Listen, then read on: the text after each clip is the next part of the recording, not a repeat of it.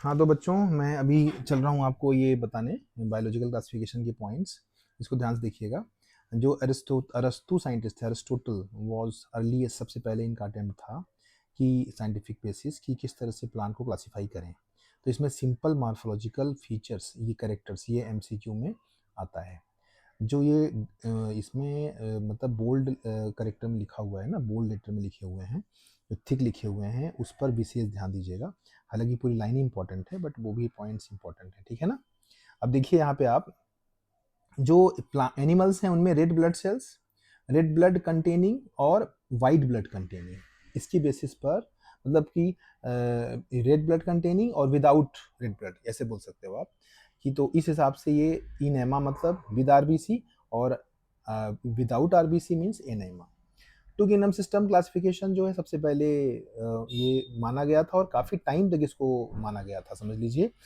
3 4 5, 3 4 को उतनी प्राथमिकता नहीं दी गई थी, उतनी प्रायोरिटी नहीं थी जितनी कि टू किंगडम की थी। आफ्टर 2 5 को ज़्यादा प्रायोरिटी दी गई थी, ध्यान रखिएगा।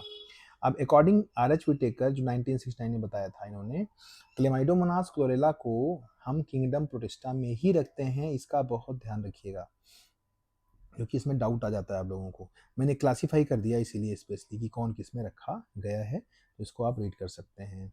अब इसके बाद हम मुनरा की बात करते हैं।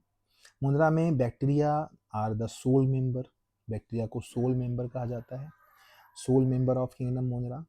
हंड्रेड्स ऑफ बैक्टीरिया, सोल मतलब मेन मेंबर है ना, मुनरा का यही बैक्टीरिया ही है। Hundreds of bacteria are present in handful of soil, है ना। ये हंड्रेड्स ऑफ बैक्टीरिया हो सकते हैं थोड़े से उसमें। अब ये क्वेश्चंस इसमें स्पेशली सोल मेंबर वाला इंपॉर्टेंट है, और यहाँ पर ये लाइन इंपॉर्टेंट है पूरी। बैक्टीरिया एक्सट्रीम कंडीशन में भी रह सकता है, जैसे पूछ सकते हैं ना एमसीक्यू में, बैक्टीरिया कहाँ कहाँ रह सकते हैं। स्नो में, इवन डीप ओशंस में, वेरी फ्यू, ठीक है, ये सर्वाइव करते हैं इसमें भी। कहाँ पर, जैसे कि अदर लाइफ फॉर्म में, जैसे हॉट स्प्रिंग्स में भी हो सकते हैं, सोचो। बैक्टीरिया को, ये एमसीक्यू में आता है कि बैक्टीरिया को किसके बेसिस पर क्लासीफाई किया गया है, तो शेप की बेसिस पर। और कितनी कैटेगरी में, 4 कैटेगरी में। ये मोस्ट एक्सटेंसिव मेटाबॉलिक डाइवर्सिटी दिखाते हैं, लेकिन सिंपल में स्ट्रक्चर इनका क्या होता है, सिंपल होता है। तो कॉम्प्लेक्स लेकिन बिहेवियर होता है, ये लाइन भी एनसीआर इंपॉर्टेंट है। सिंपल स्ट्रक्चर क्यों बोला जा रहा है, क्योंकि इनके अंदर माइटोकॉन्ड्रिया, गोल्गी बॉडी, ये इस तरह की कोई स्ट्रक्चर होते नहीं है, तो ये सिंपल स्ट्रक्चर हो गया। अब कॉम्प्लेक्स बिहेवियर क्यों है, क्योंकि इनकी मेटाबॉलिज्म, सारी मेटाबॉलिज्म जो होती है, ये कंपार्टमेंटलाइजेशन नहीं है, एक ही कंपार्टमेंट में हो रही है, मतलब मीन्स साइटोप्लाज्म में ही सब कुछ हो रहा है, ट्रांसक्रिप्शन, ट्रांसलेशन सब कुछ हो रहा है, इसीलिए इसको हम कॉम्प्लेक्स बिहेवियर कहेंगे। इसके बाद आर्कीबैक्टीरिया जो है differ from other bacteria in having different cell wall structure, cell wall इनका डिफरेंट होता है अदर बैक्टीरिया से। और एक सबसे इंपॉर्टेंट बात ये होती है कि जो रिसाइकलिंग ऑफ न्यूट्रिएंट्स के लिए सबसे ज़्यादा रोल प्ले करता है न्यूट्रिएंट्स की रिसाइकलिंग में, ये लाइन बहुत इंपॉर्टेंट है, लाइक नाइट्रोजन, फास्फोरस, आयरन और सल्फर, इसकी रिसाइकलिंग में। तो केमियो ऑस्मोटिक ऑटोट्रॉपिक बैक्टीरिया होते हैं, वो क्या होते हैं, कीमियो सिंथेटिक ऑटोट्रॉपिक बैक्टीरिया। जो कीमो सिंथेटिक ऑटोट्रॉपिक बैक्टीरिया हैं, ये play great role in recycling nutrients. Heterotrophic bacteria are most abundant in nature, nature में बहुत ज़्यादा पाए जाते हैं trophic bacteria. Majority are important decomposers, majority में ये इंपॉर्टेंट डिकम्पोजर्स भी हैं। Well known disease caused by different bacteria are cholera, typhoid, है ना, टिटनस, सिट्रस कैंकर। ये सिट्रस कैंकर प्लांट में होता है ना। और जैंथोमोनास सिट्राई बैक्टीरिया होता है, उसी के थ्रू होता है ये। अब इसमें देखिए इंपॉर्टेंट क्या पॉइंट है कि पूछेगा कि मेजॉरिटी ऑफ बैक्टीरिया किस कैटेगरी में होते हैं, तो हेट्रोट्रॉपिक होते हैं और डिकम्पोजर्स होते हैं। After that mycoplasma are the smallest cells can survive without oxygen, can survive without oxygen मतलब फैकल्टेटिव एनारोब्स कह सकते हो आप इसको, बिना ऑक्सीजन के भी ये रह सकते हैं। मींस ये जनरली रहना पसंद करते हैं ऑक्सीजन की प्रेजेंस में, है ना। ये पसंद करते हैं ऑक्सीजन की प्रेजेंस में, लेकिन रह सकते हैं बिना ऑक्सीजन के भी। Protista, protista members of protista are primarily aquatic. Diatoms की बात करें तो cell wall two thin overlapping, कभी कभी थिक ओवरलैपिंग आ जाता है, तो थिन ओवरलैपिंग शेल्स होती हैं इसमें। With fit together a soap box like structure. जैसे सोप बॉक्स होता है ना एक ऊपर और नीचे इस तरह से करके, तो सोप बॉक्स लाइक स्ट्रक्चर में ये अटैच रहते हैं। अब इसके बाद हम बात करते हैं इसमें walls are embedded with silica and thus the walls are indestructible. मतलब वॉल जो है हम इसको ये जल्दी खराब नहीं होती है, डिग्रेड नहीं होती है, क्योंकि इसमें सिलिका भी होता है, तो इनडिस्ट्रक्टिबल है ये।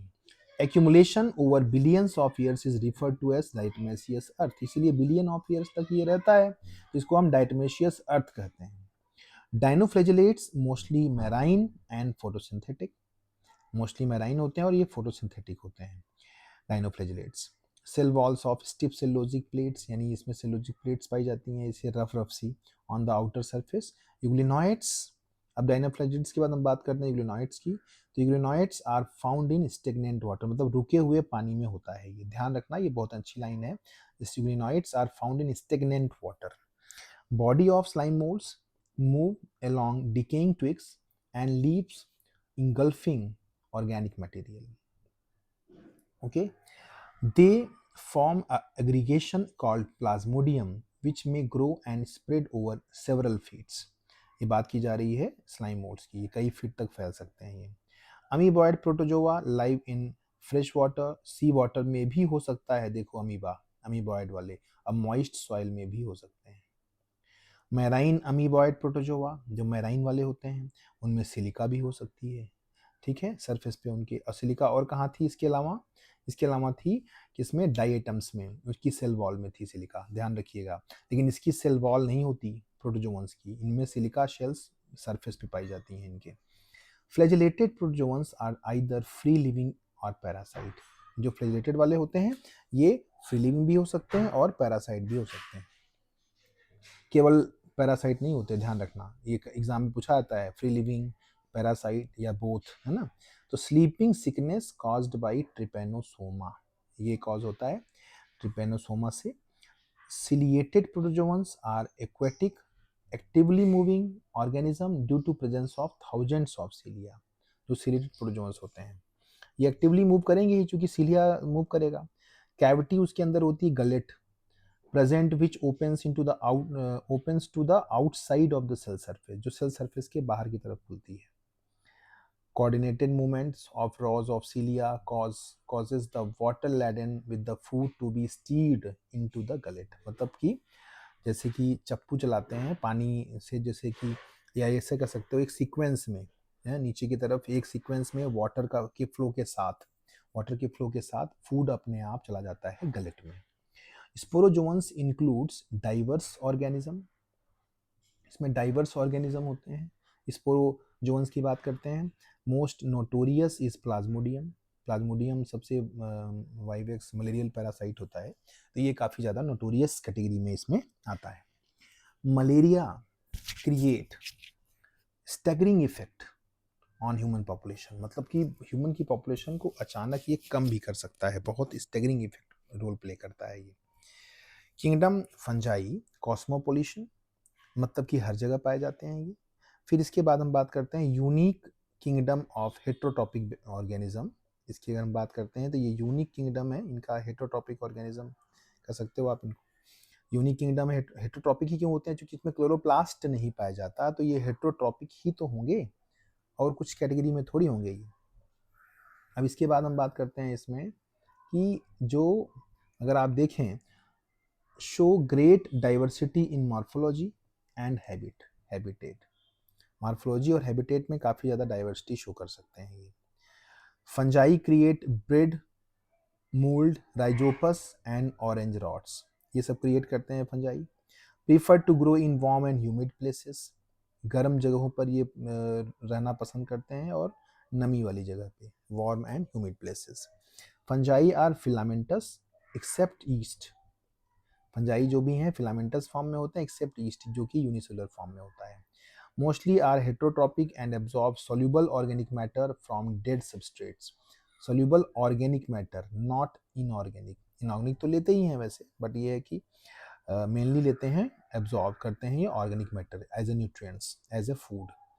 Basis for the division of the kingdom into various classes, किसकी बेसिस पर, हम किंगडम जो हैं, इनके किंगडम जो होते हैं, इनमें basis for the division of the kingdom into various classes are morphology of mycelium, mycelium की morphology, mode of spore formation and fruiting body, इन सब की बेसिस पर हम इसको डिवाइड करते हैं किंगडम को 4 कैटेगरी। यहाँ पे इन्होंने 4 दिया हुआ है जनरली, और तो किंगडम को डिवाइड करते हैं। अब यहाँ पर in phycomycetes asexual reproduction takes place by zoospore and aplanospore। Aplanospore मतलब नॉन मोटाइल, जूस्पोर मतलब मोटाइल। लेकिन अगर हम बात करते हैं कि जो अदर फंजाई के फॉर्म हैं, उनमें मोस्ट कॉमन होता है कोनिडिया, है ना। मतलब कोनिडिया को हम most common type of asexual spore कर सकते हैं। Many members of sac fungi like morels, truffles, edibles are and are considered as delicacies. ये तो जनरल इस तरह से है कि bracket fungi grown in soil on logs and tree stumps, है ना। तो इस तरह से इसको एक जनरल वे में पढ़ना है, जनरल पॉइंट्स हैं यहाँ पे इस तरह से। अब some deuteromycetes are sporophytes are parasite while the large number of them are decomposers. मतलब कि मैक्सिमम डिकम्पोजर्स होते हैं, जो कि decomposers of litter and help in mineral cycling, mineral cycling में ये इनका मेन रोल होता है।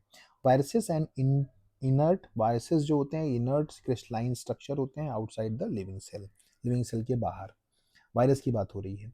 Once they infect the cell they take over the machinery of the host cell to replicate themselves.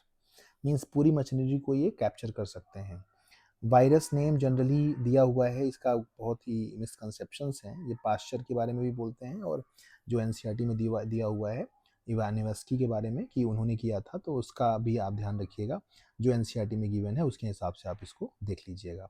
W.M. Stanley 1935 showed that viruses could be crystallized and crystals consist largely of proteins। W.M. Stanley ने बताया था ये। अब यहाँ पे MW कभी कभी आ जाता है, जबकि वो तो बीजे रिंग थे, है ना।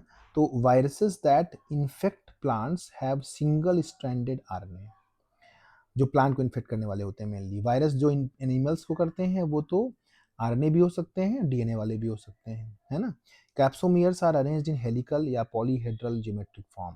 कैप्सोमियर्स क्या होती हैं, जो कि कैप्सिड के यूनिट होती हैं, जिससे कि वायरस की कोट बनती है पूरी।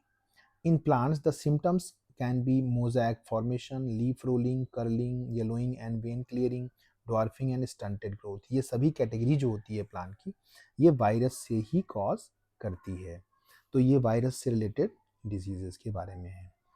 तो ये प्लांट किंगडम टॉपिक कंप्लीट हो गया है अभी, और इसकी जो लाइंस हमने बताई हैं, एक एक लाइंस, इसको विशेष ध्यान देना है आपको, स्पेशली इस पर फोकस करना है।